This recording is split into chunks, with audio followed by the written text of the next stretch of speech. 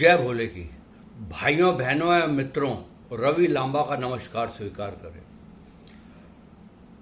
भाइयों, एक स्टोरी सुना रहा हूं आपको।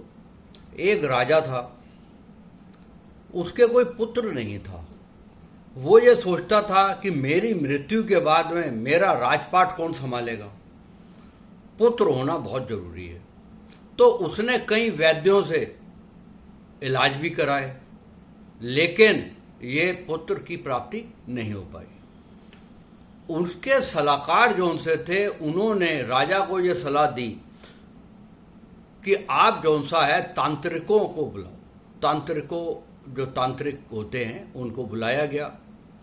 उन्होंने सलाह दी कि आप 14 वर्ष का कोई बच्चा हो, उसकी अगर बलि दे दी जाए तो पुत्र प्राप्ति संभव है। तो ये सारा घटनाक्रम चला। उसके बाद राजा ने पूरे राज्य में ढिढोरा पिटवाया कि जो व्यक्ति मेरे को अपना बच्चा दे देगा, मैं उसको 10,000 अशर्फियां इनाम में दूंगा बच्चे के बदले में। तो कई परिवारों ने तो इनकार कर दिया कि ऐसा है कि हमें अशर्फियां से ज्यादा हमारा बच्चा हमें अधिक महत्वपूर्ण है। एक निर्धन परिवार था, आर्थिक स्थिति से बहुत परेशान था, रोटी रोजी भी बहुत परेशानियों में गुजर रहे थे उसकी जिंदगी। उसके 7 बच्चे थे। उन्होंने सोचा कि क्यों नहीं राजा को हम एक बच्चा दे दें। अब कौन सा बच्चा दिया जाए? एक तो 14 वर्ष का हो।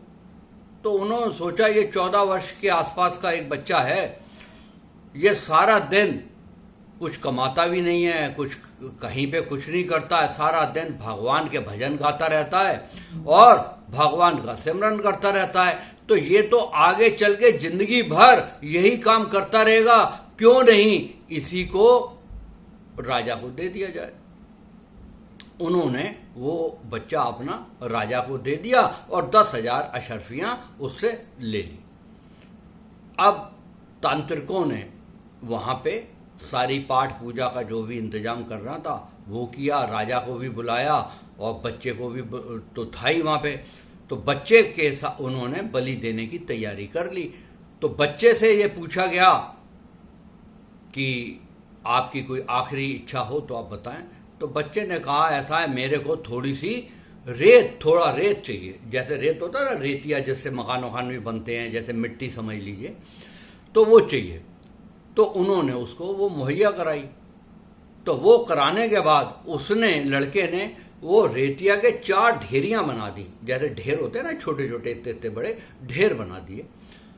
वो ढेर बनाने के बाद में 3 ढेरों को उन्होंने, लड़के ने, वो गिरा दिया और एक ढेर के आगे बैठ गया और मतलब हाथ जोड़ के उसकी पूजा अर्चना करने लगा और ये कहने लगा, जो अब आपने करना है वो अब आप कर लीजिए।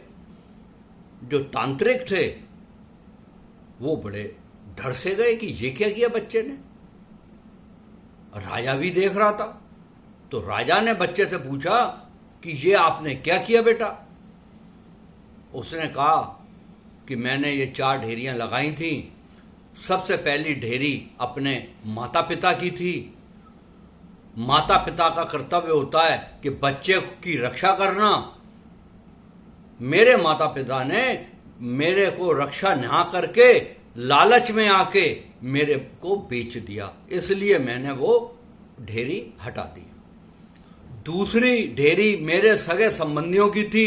जो सगे संबंधी होते हैं उनका भी कर्तव्य होता है कि अगर हम कोई गलत काम कर रहे हैं तो वो हमें समझाएं, लेकिन वो भी, उन्होंने भी कुछ नहीं समझाया मेरे माँ बाप को, इसलिए मैंने वो भी ढेरी जौन सी है वो हटा दी। और तीसरी ढेरी राजा से बोला कि ये आपकी थी।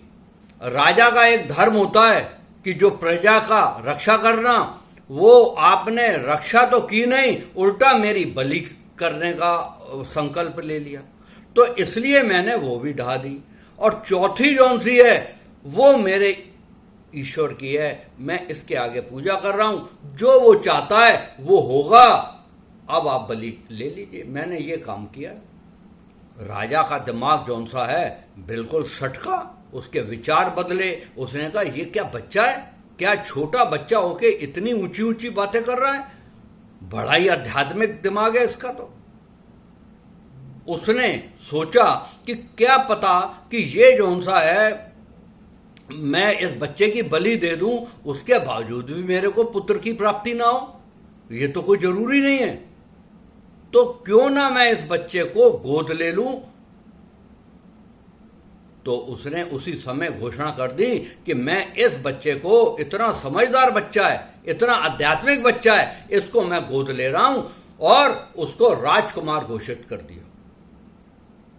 भाइयों, हमेशा विश्वास की, आस्था की जीत होती है।